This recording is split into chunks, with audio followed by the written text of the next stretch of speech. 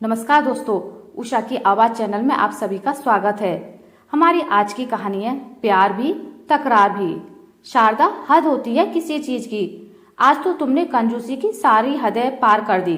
क्या करोगे इतने पैसे बचाकर? रमेश गुस्से से उबल रहा था।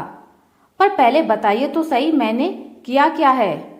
मेरे स्टेटस का तमाशा बनाकर रख दिया है। दोस्तों के बीच मजाक बनकर रह गया हूँ। जब मैं आज शॉपिंग में तुम्हें 5,000 की साड़ी दिला रहा था तो तुमने 1,000 रुपए की साड़ी क्यों ली? सब कितना हंस रहे थे मुझ पर कि इतने बड़े सीनियर बैंक मैनेजर की वाइफ इतनी सस्ती साड़ी पहनती है। लेकिन तुम सुनो तब ना, बस हमेशा पैसे बचाने का फितूर दिमाग पर सवार रहता है। सुनो जी, आप नाराज मत हो। मुझे लगा कि अभी तो कहीं आना जाना भी नहीं है, कोई शादी ब्याह भी नहीं है, बेकार पैसा बर्बाद करके क्या फायदा। तुम तो शांत ही रहो। यह पहली बार नहीं है, हर बार तुम पैसा बचाने के नाम पर मेरी ऐसे ही इंसल्ट कराती हो। पिछली बार भी जब मेरे दोस्त खाने पर आए थे तो मैंने तुम्हें कहा भी था कि खाना इम्पोर्टेंट क्रॉकरी में सर्व करना, फिर भी तुमने स्टील की थाली में खाना परोस दिया। आजकल कोई स्टील की थाली में मेहमानों को खाना खिलाता है क्या? सब कितना मजाक उड़ा रहे थे। वह तो मैंने सोचा कि इतनी महंगी क्रॉकरी है, टूट जाएगी तो हजारों का नुकसान हो जाएगा। आपके दोस्त ही तो हैं, कोई बाहर वाले थोड़े ही हैं। इनसे कैसा दिखावा, इसलिए स्टील के बर्तनों में परोस दिया। हर वक्त पैसा पैसा, चाहे होटल में खाने जाना हो, घूमने जाएं या कपड़े खरीदने, हर जगह तुम्हारा पैसा पुराण चालू रहता है कि क्या जरूरत है इतना खर्चा करने की। परेशान हो गया हूं मैं तुम्हारी इस आदत से। छाती पर बांधकर ले जाना इस पैसे को, जीना हराम कर दिया है।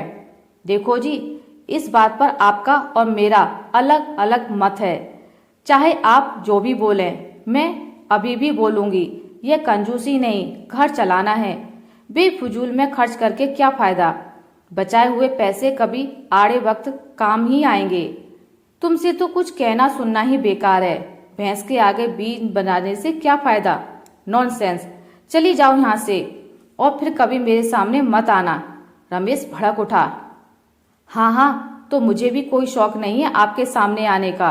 बोलते हुए शारदा भी गुस्से में वहां से चली गई। दूसरे दिन 9 बजे रमेश की नींद खुली। अपनी आदत अनुसार उसने शारदा को आवाज दी, शारदा चाय। लेकिन ना कोई जवाब आया ना चाय। रोज तो बिना बोले ही चाय और अखबार हाजिर हो जाता था। आज मांगने पर भी नहीं दे रही है और आज सुबह उठाया भी नहीं। अब तो ऑफिस के लिए भी लेट हो जाऊंगा। तभी उसे ध्यान आया कि आज तो 2 अक्टूबर है, नेशनल हॉलिडे, इसलिए नहीं उठाया। पर अभी तक चाय भी नहीं लाई। कहाँ है वह? शारदा, ओ शारदा, कहाँ हो? एक बढ़िया सी चाय तो पिला दो। लेकिन शारदा का कोई अता पता नहीं था।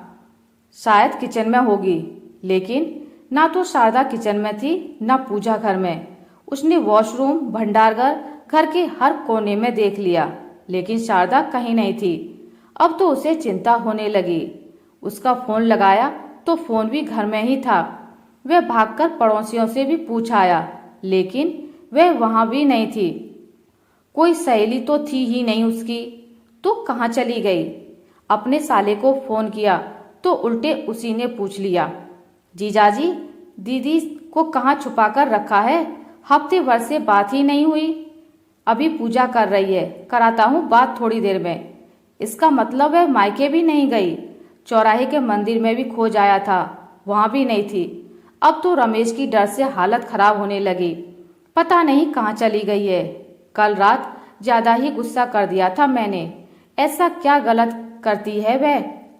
पैसे ही तो जोड़ती है, कहीं कुछ कर तो नहीं लिया? रमेश के मन में कई विचार आ जा रहे थे। वह बुरी तरह डर गया था। तभी अचानक उसे घर के बाहर ऑटो रुकने की आवाज आई। वह भागकर बाहर गया तो देखा शारदा सब्जी के थैलों के साथ लदी ऑटो से उतर रही थी।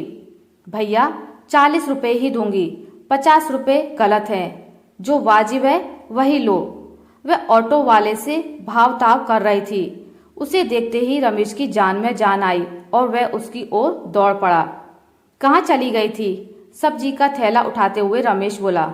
बड़ी हाट गई थी, पता है यहाँ टमाटर 50 तो वहाँ 30 रुपए किलो हैं।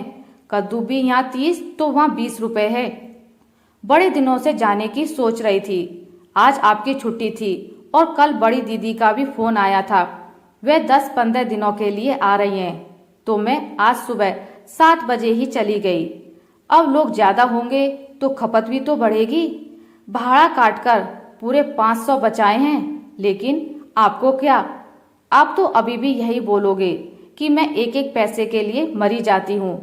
आज पहली बार रमेश को उसकी बातें सुनकर गुस्सा नहीं प्यार आ रहा था।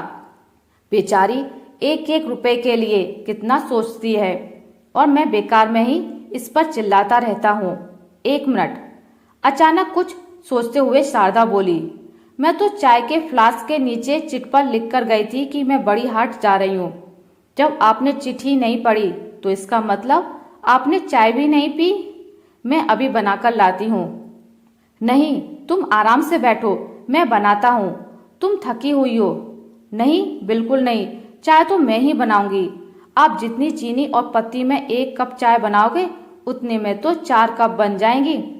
फिर कुछ बोलूंगी तो बोलोगे कि बोलती हूँ, पैसा पैसा करती हूँ।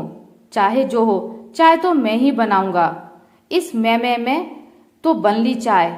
ऐसा करते हैं, दोनों मिलकर बना लेते हैं, शारदा ने हंसते हुए कहा और दोनों साथ साथ किचन की ओर चल पड़े। आशा करती हूँ आपको मेरी आज की कहानी अच्छी लगी होगी। अगर आपको मेरी कहानी अच्छी लगी है तो इसे लाइक करें, ज़्यादा से ज़्यादा शेयर करें और अगर आप मेरे चैनल पर नए हैं तो इसे सब्सक्राइब करना ना भूलें। मिलते हैं एक नई कहानी के साथ, तब तक के लिए नमस्कार।